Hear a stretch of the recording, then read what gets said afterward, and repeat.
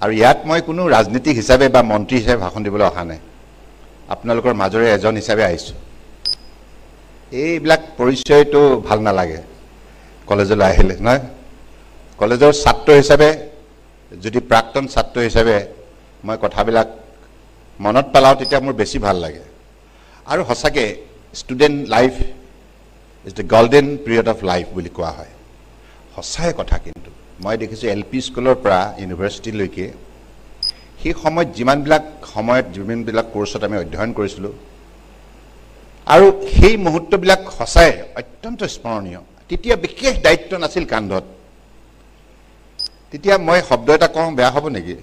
এই শব্দটো কোনো আপত্তিজনকটো নহয় চাগে বিন্দাস বুলি কয় যে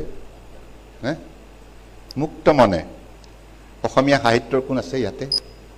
বিশেষজ্ঞসকল আছে মুক্ত মনে নহয় সেইটোৱে ভাল হ'ব নেকি বিন্দাসৰ পৰিৱৰ্তে নে কি কয়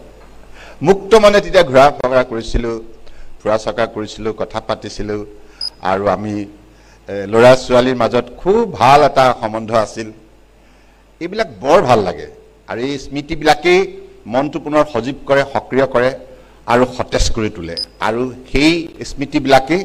ভৱিষ্যতৰ বাবে কাম কৰাৰ অনুপ্ৰেৰণা যোগায় অতীতক নাযাবা পাহৰি নাই